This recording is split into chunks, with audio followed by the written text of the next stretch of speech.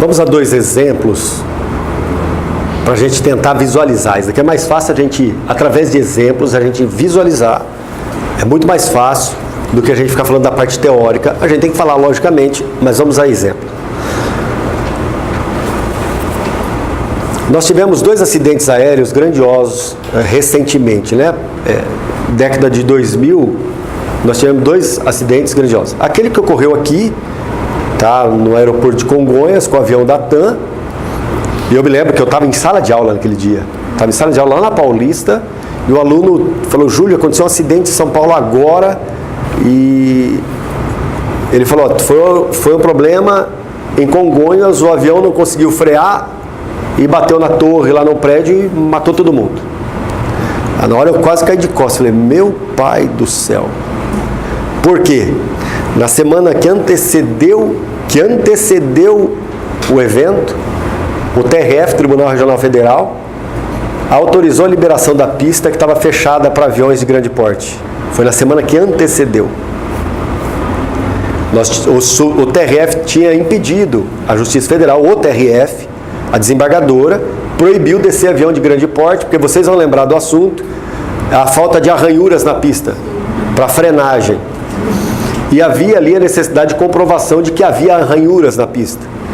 E eu me lembro, nós oficiais do TRF, eu fui na Infraero e na ANAC umas 10 vezes, levar ofício para pedir informação a respeito do estado da pista. Até que veio um ofício, todos os oficiais foram lá.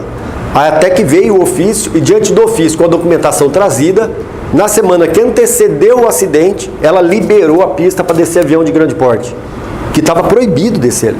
Ela dorme até hoje? Então, esse é um problema gravíssimo. Por quê? Na hora que ela liberou a pista e teve aquele acidente, na hora que ele me falou na sala, eu estava em sala de aula, na hora que ele falou, eu pensei exatamente nela. Claro, pelo amor de Deus. Falei: cara, como é que está a cabeça dessa mulher agora? Tá, provavelmente aquela noite ela não dormiu. Tá, o problema é que depois foi apurar, a informação mandada através de ofício foi documento falso. Teve documento juntado que não era documento verdadeiro. Tanto que houve responsabilização de funcionários da ANAC naquele período, onde foi juntado documento falso naquilo, demonstrando algo que não era verdadeiro.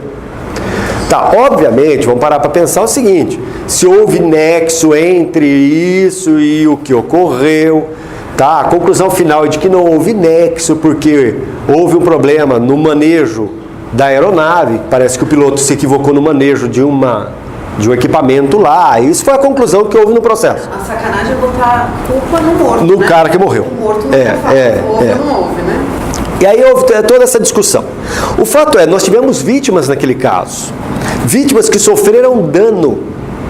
Esse dano é um direito individual, correto? Ele tem direito a ser indenizado. É um direito individual, encaixa onde aqui, cara?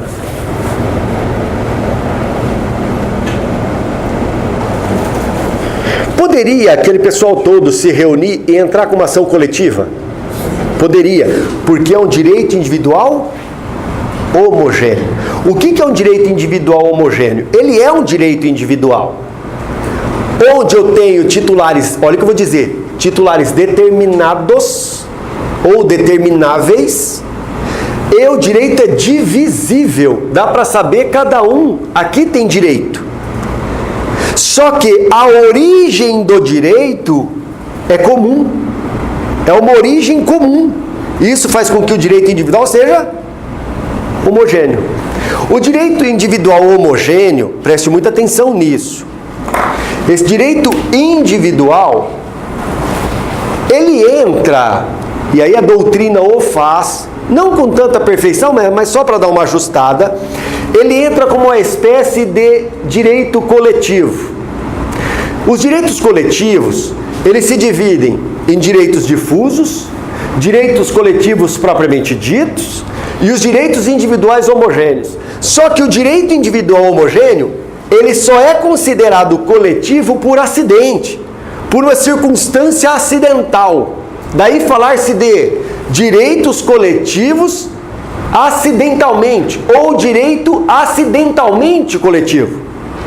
E qual que é a razão que o torna coletivo? É simplesmente a origem do direito. Porque são a rigor individuais, Os titulares são determinados. E o direito é divisível. Se o direito é divisível, são direitos individuais. Se o titular é determinado, é direito individual. Só que ele se torna acidentalmente coletivo em razão da origem. Aqui eu tenho o fato dele ser homogêneo. Então aqui eu tenho a origem do direito. O fato que gerou o Perfeito.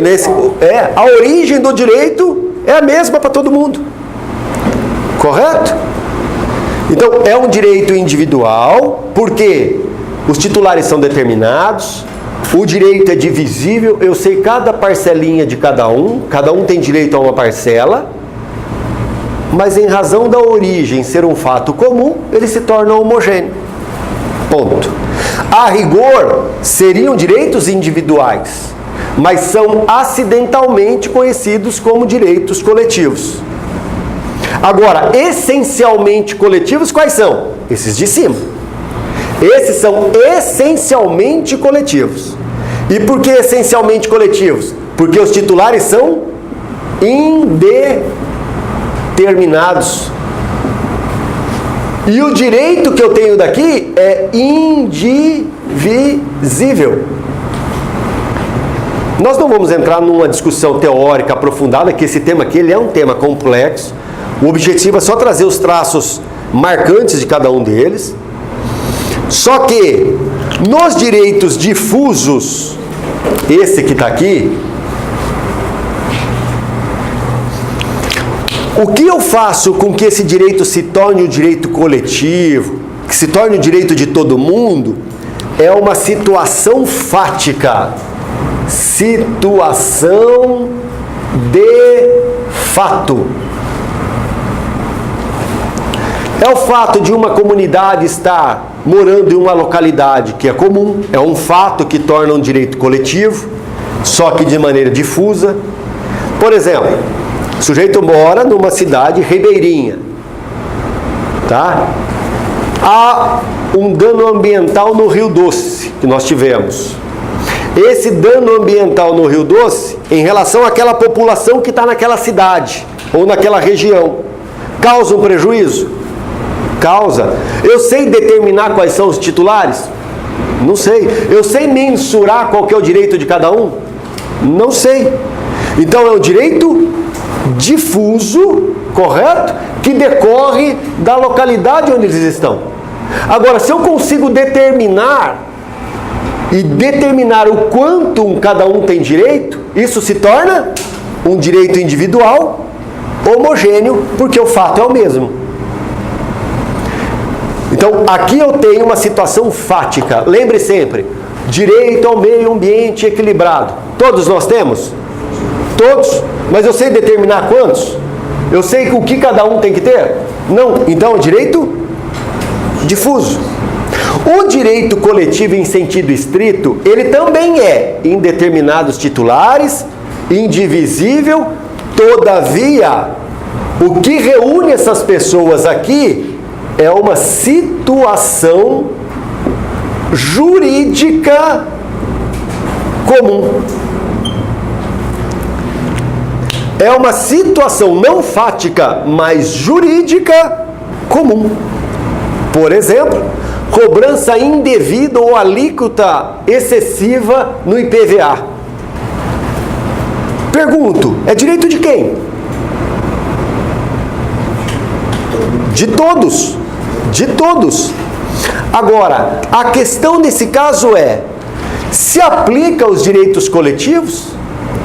No caso de direitos coletivos, eu tenho uma relação jurídica específica que une as pessoas ou estabelece a relação com aquele que causou o prejuízo. Aqui normalmente eu tenho associação de classe, eu tenho grupos sociais estabelecidos e outras situações, etc. Só que há uma relação jurídica específica, pré-existente. Tá bem? Relação jurídica que eu estabeleço quando eu compro o carro, por exemplo. Só que são pessoas indeterminadas, indivisível. Agora prestem muita atenção. Quando a gente olha para o Código do Consumidor, os direitos que decorrem da relação de consumo, onde é que eu encaixo aqui? Não dá para saber, eu preciso analisar caso a caso. Normalmente se encontram aqui em cima, normalmente, mas há situações em que eu tenho aqui embaixo. Há situações em que eu encaixo aqui embaixo. Caso clássico, onde compra-se o carro com dano no equipamento. Então eu comprei o carro e eu tenho um defeito no banco do carro. Todos daquele lote têm defeito no banco. Pergunto, os titulares são determinados? São. É divisível e a origem é a mesma. Tá? Então o que nós vamos perceber? Que não dá para falar que a relação de consumo me traz inevitavelmente um direito difuso ou um direito coletivo. Eu preciso analisar caso a caso, situação por situação. O que isso significa?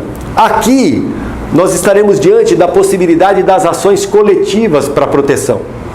Então, ações coletivas, ação civil pública, ação popular, mandado de segurança coletivo.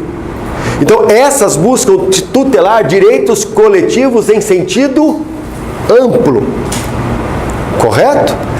Então, deixa anotadinho isso daqui, nós vamos descer a detalhe, porque tem uma questão lá no comecinho, lá em cima, que ela fala de direitos transindividuais, meta-individuais e supra-individuais. Correto? Que o tema é esse daqui e a gente vai descer a detalhe em relação a isso lá. Tá? Esses direitos coletivos que estão aqui são chamados de direitos meta-individuais.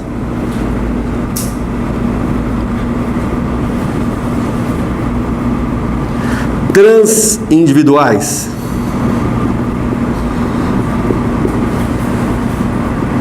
Ou supra-individuais. Agora, se a gente for analisar dos direitos que estão aqui destacados, quais são aqueles essencialmente coletivos? São esses dois. Qual é aquele que é acidentalmente coletivo? É o de baixo. Poderia, por exemplo, uma das vítimas do acidente com a aeronave aqui no aeroporto de Congonhas entrar com uma ação individual? Poderia. Mas pode entrar com uma ação coletiva, demonstrando que a origem torna um direito individual homogêneo. Tá? Então, legal. Deixa anotadinho isso daí. Nós vamos voltar a esse tema mais adiante, com alguns exemplos que são necessários. Esses termos aqui são Aqui sinônimos.